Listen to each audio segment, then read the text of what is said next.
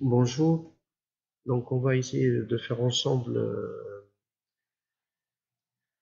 la correction de la mise en service, la partie C, donc lecture de schéma et compréhension du fonctionnement. On vous dit à partir, en utilisant simplement le schéma électrique, donc ici le schéma de l'école four, vous avez deux folios, donc vous avez le schéma de commande et vous avez le schéma de puissance.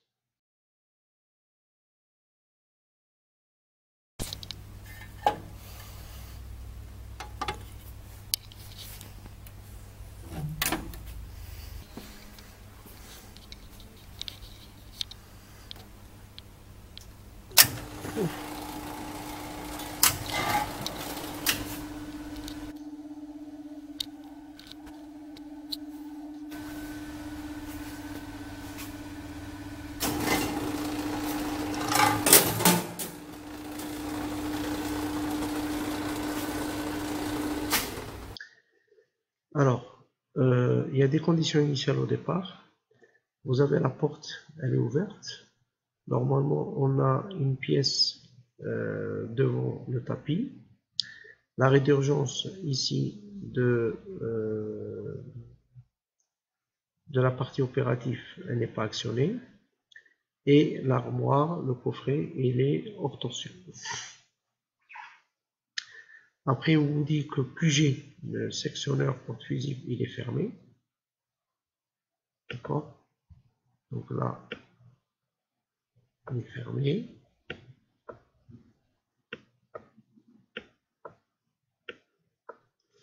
Vous avez Q1, il est fermé.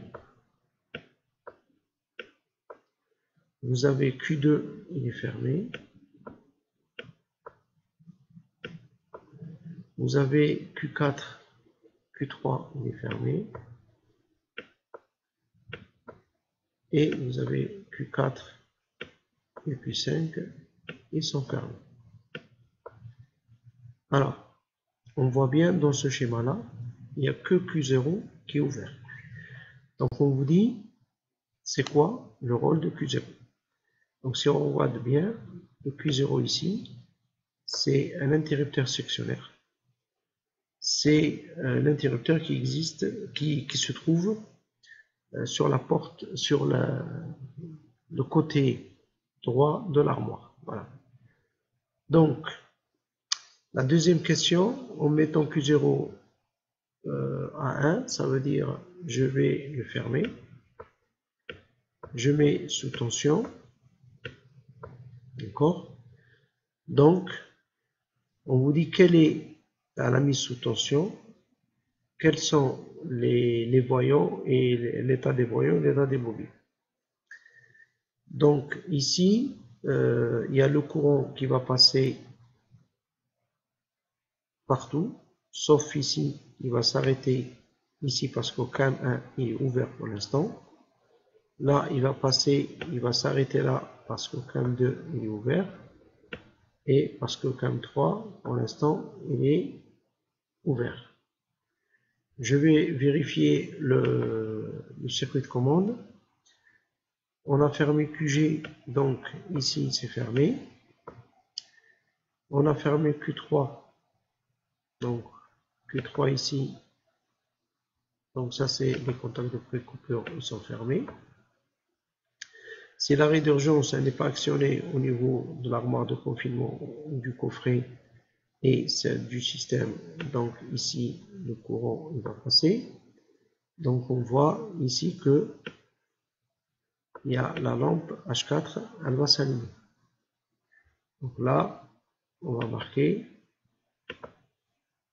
est égal à 1.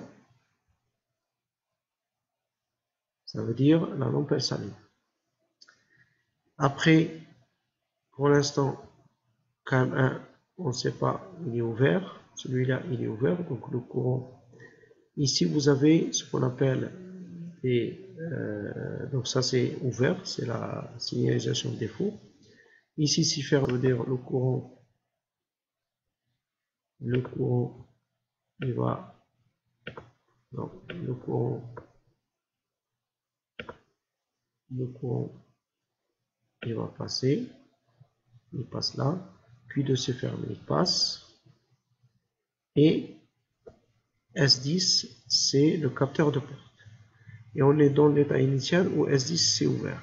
Donc, puisque c'est ouvert, eh bien, le courant ne peut pas passer K1 n'est pas actionné. Donc, ici, K1 c'est 0. Puisque K1 c'est 0, eh bien, ici, le contact n'est pas fermé. Donc, KA2, KM1, KM2, KM3, tous, ils ne sont pas actionnés. Ça veut dire ils sont en état logique 0. Je mets ici 0. Les voyants ici, KM1, KM3, ils ne sont pas actionnés parce que leur bobine n'est pas alimentée. Donc ici, la lampe ne s'allume pas. Donc c'est 0. Le voyant A7 ne s'allume pas. Et le voyant, il n'y a pas de défaut, ne s'allume pas. Voilà la bonne réponse. Après la troisième question, quel est le rôle du composant SP01 et que représente-t-il dans notre système? Donc on a dit SP01, c'est l'arrêt d'urgence ici. Donc c'est, on peut dire, c'est l'arrêt d'urgence qui se trouve dans la partie opérative. C'est pas dans l'armoire, c'est dans la partie opérative du système. Il y a une autre question. On vous dit par exemple la bobine avec ce symbole-là, K1, que représente-t-il? Alors là, ça veut dire la bobine ou le contacteur auxiliaire, il a un contact temporisé. Donc il possède un contact temporisé. Donc la bobine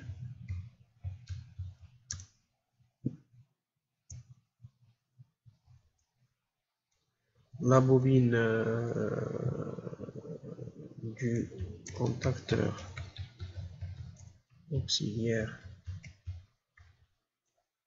KA1 possède un contact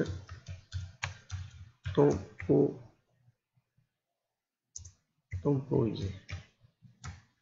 Alors, ce symbole, puisqu'il y a la croix, ça veut dire il est temporisé au travail. Donc là, on va mettre une flèche, c'est temporisé au travail. Si c'était noir, ça veut dire il est temporisé au repos. On vous dit maintenant, il y a une pièce, où la pièce elle est sur le tapis. Quelles sont les conditions pour que le cycle commence? Pour que le cycle commence, il faut que je ferme la S10. Donc, il faut fermer la porte S10 et autre chose.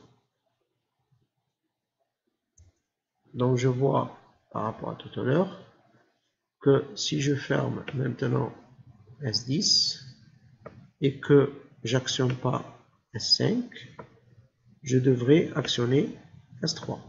Donc, ici, il faut appuyer sur S3. Si j'appuie maintenant sur S3, je ferme S3, vous avez directement la bobine KA1 qui s'alimente. Quand la bobine elle s'alimente, celui-là, ce contact qui appartient à la bobine, il va fermer. Celui-là, il va s'ouvrir, mais après une temporisation, après un certain temps. Donc pour l'instant, il reste fermé. Donc ici, le courant Donc ici, le courant, il va s'arrêter ici, puisque S11, il est ouvert. Mais il va continuer ici. KA2, il n'est pas actionné, il est fermé, donc il passe. Et vous avez KM1 qui s'alimente. KM1 s'alimente, ça veut dire c'est le tapis qui va se mettre en route. Ici, KA2, il n'est pas alimenté, donc le courant il reste là. Donc pour répondre à cette question-là, par rapport au voyant, puisque KM1 il est alimenté, donc ici, hop, il s'alimente, le contact il se ferme. KM3 il reste ouvert parce que H7 il reste non allumé parce que KM3 il est ouvert. Donc ici pour répondre, vous avez H4 il reste toujours à 1, H5 il s'alimente, lui il n'est pas allumé, lui il n'est pas allumé. Par rapport aux bobines, KM1 il est alimenté, KM2 il n'est pas alimenté, c'est 0, KM3 il n'est pas alimenté, c'est 0, K1 il est alimenté, donc c'est 1, K2 il n'est pas alimenté, c'est 0. Par rapport au contact, 13-14 de K1, celui-là, c'est l'automaintien, donc il se ferme parce que sa bobine, elle est fermée, elle est alimentée, donc c'est égal à 1.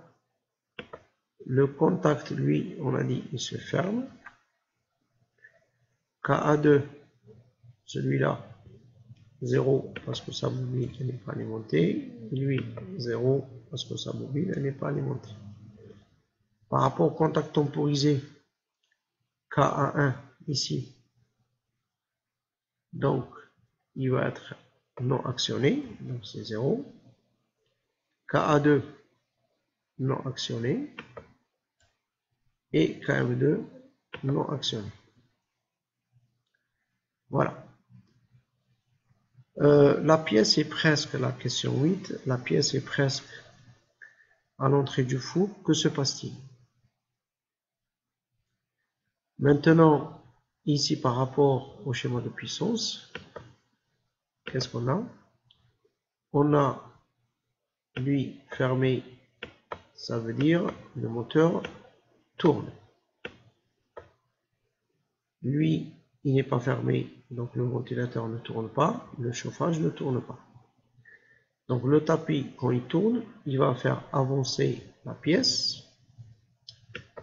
Et la pièce, elle doit toucher le capteur S11. Donc, elle doit, donc, la pièce doit toucher le capteur S11. Donc, S11 détecte, on se ferme.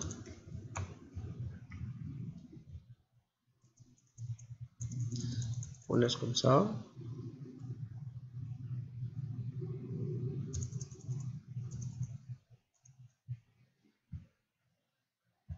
On va dire la pièce doit être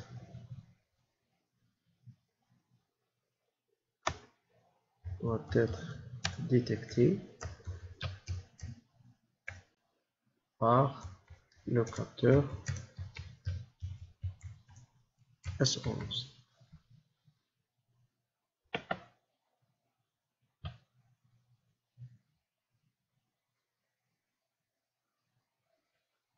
Détecté par le capteur S11. Quand la pièce est détectée par le capteur S11, donc là quand elle est détectée, qu'est-ce qui se passe? Vous avez le courant arrive, la bobine KA2 se ferme ou s'alimente, son contact il se ferme. Ici, la temporisation déclenche, mais il restera toujours fermé. Donc le tapis roule, continue à tourner. Et le reste, ici KA2, ce contact se ferme, ça veut dire le ventilateur il se met en route et le chauffage il se met en route. Donc là, si je veux répondre à cette question-là, H4 c'est toujours allumé, H5 c'est toujours allumé parce que c'est le tapis, H7 il s'allume pour dire que le ventilateur se met en route, H0 il n'y a pas de défaut, il reste toujours 0, KM1 il continue à être alimenté, donc c'est 1, KM2 il va s'alimenter, KM3 il va s'alimenter, K1 il reste alimenté et KA2 il va s'alimenter. Le contact KA1, l'automaintien il reste toujours allumé, fermé, lui toujours fermé, KA2 ici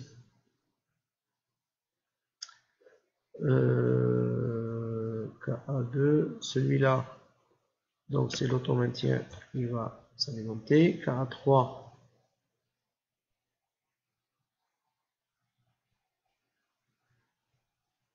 non, c'est pas KA3, il y a une petite erreur ici, c'est KA2. Donc lui, il va s'alimenter. Les contacts temporisés, lui, KA1, il restera toujours fermé, donc il n'est pas actionné. KA2 reste toujours fermé, donc il n'est pas actionné. Et KM2, il est toujours fermé. Ouvert, pardon, donc c'est-à-dire non actionné. Alors, quel contact temporisé doit-on régler pour que le tapis s'arrête? Pour que le tapis s'arrête, il faut que lui, il s'ouvre.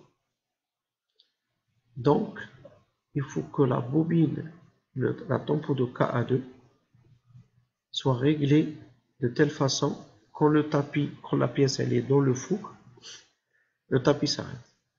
Et là, on a calculé à peu près, il faut régler 1 seconde. Donc, il faut régler la tempo de KA2 à 1 seconde. C'est le temps que met la pièce entre le moment où elle est détectée et le moment où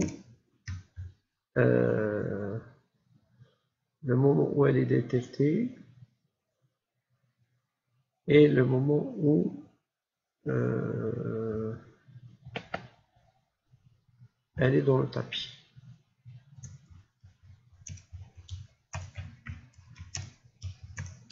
Elle est dans le four, pardon.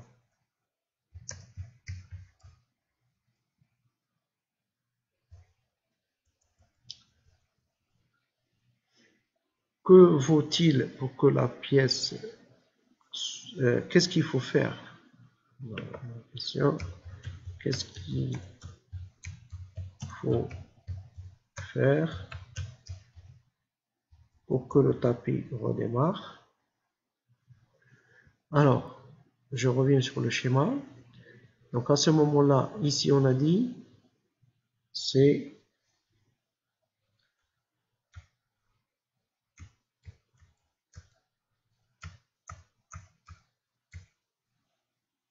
voilà.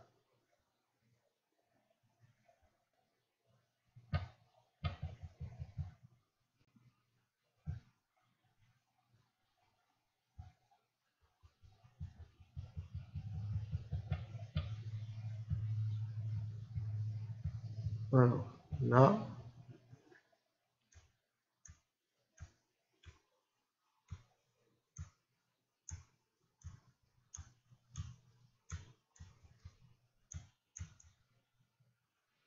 alors qu'est-ce qu'on a dit? On a dit quand la pièce elle est détectée par le capteur S11, KA2 s'alimente, lui il reste fermé, donc il laisse passer le courant, KM1, il s'alimente. Après, le reste, il s'alimente. Après une seconde, lui, il va s'ouvrir. Donc la bobine, elle n'est plus alimentée. Et la pièce, elle est dans le four. À ce moment-là, le ventilateur continue à marcher et le chauffage continue à marcher. Donc, qu'est-ce qu'il faut faire pour qu'il redémarre? Eh bien, il faut fermer KM2. Fermer KM2, ça veut dire maintenant la tempo KM2 qui rentre en jeu. Donc tout à l'heure, KM2, elle est alimentée quand le tapis, quand la pièce détecte la pièce. À ce moment-là, il faut rajouter une seconde, elle s'arrête. Si on veut par exemple que la pièce elle reste dans le four 3 secondes, à ce moment-là, il faut régler ça par exemple 4 secondes. Donc, il faut régler la tempo du contacteur KA2 à plus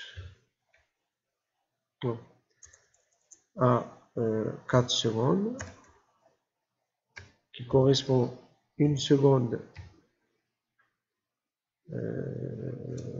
c'est le trajet pièce four plus 3 secondes par exemple temps que met la pièce dans le four. Voilà, j'espère que vous avez compris. La question 12. La pièce est en train de sortir du four. Donc qu'est-ce qu'on a fait par rapport au schéma? On a maintenant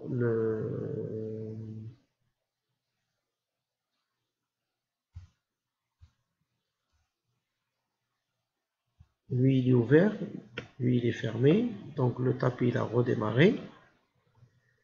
Et bien pour la pièce est en train de sortir, quels sont les états des bobines? Donc à ce moment-là, on a H1 toujours 1, H5 1 parce que le tapis il a redémarré, H7 est égal à 1 parce que le chauffage est lié, il n'y a pas de défaut, c'est toujours 0.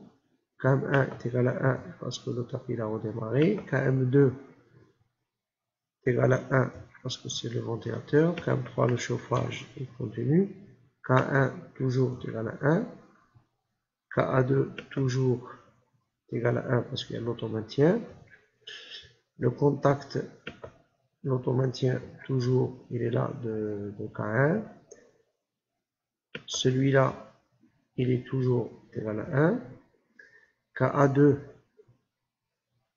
si 43, 42, KA2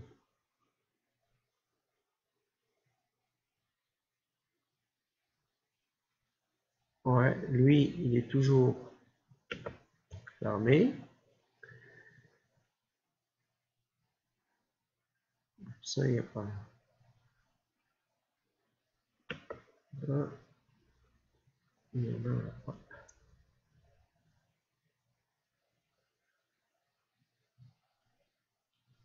Là, il y en a aussi, peut-être il n'y en a pas.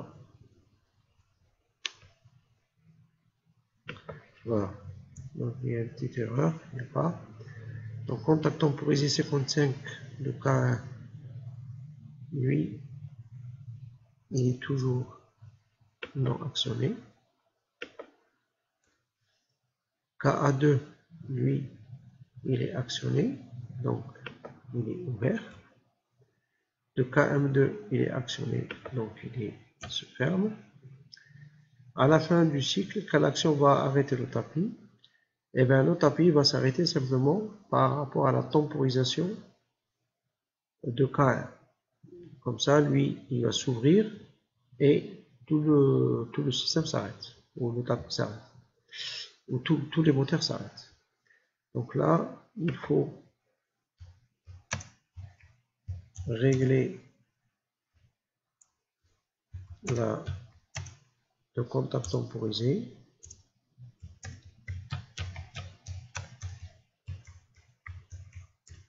De KA1 à plus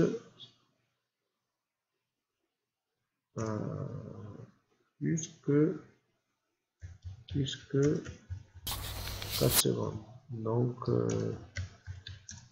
exemple 10 secondes. Voilà.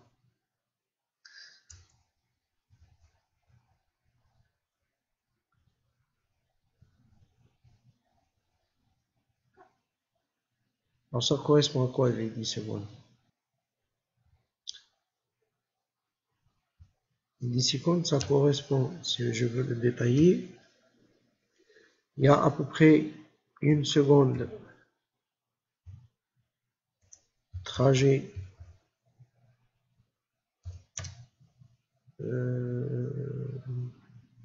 entrée du four jusqu'au capteur S11 et il y a une seconde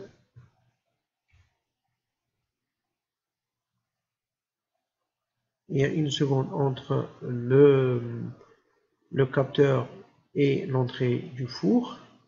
Après, il y a à peu près 3 secondes dans le four. Après le reste, c'est ce qui reste. Voilà. Quelle est la fonction du point H8? Parce qu'on voit ici toujours H8 est égal à 0.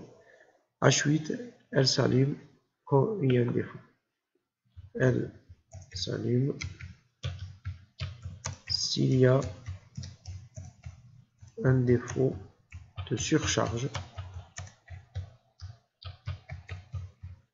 qui sera détecté par le relais thermique,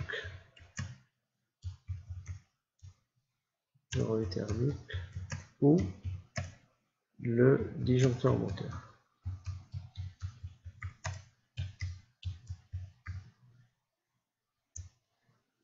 Voilà pour École Four.